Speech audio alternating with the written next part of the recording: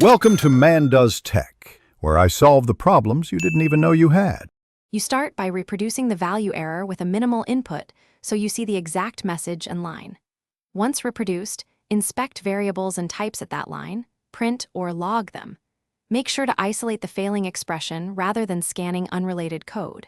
If user input is involved, validate formats immediately. This establishes a controlled baseline, so subsequent fixes target the real cause instead of guessing around. Now you change the code to handle the mismatches you found. Convert values explicitly when appropriate and add defensive checks, raise clear exceptions, or use conditional branches. Use parsing helpers for formatted input, and sanitize strings by trimming and replacing locale-specific characters. Once done, run the minimal test again to confirm the error moves or disappears.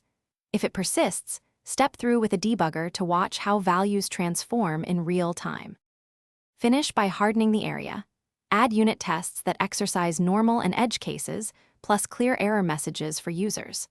Make sure to log the key variables so future occurrences are easier to diagnose. Once tests pass, run integration scenarios to confirm no regressions. If a value error still appears, reduce the code to a minimal reproducible example and step through it. That focused approach usually reveals hidden assumptions causing the failure. Thanks for watching. If you found this helpful, don't forget to like and subscribe.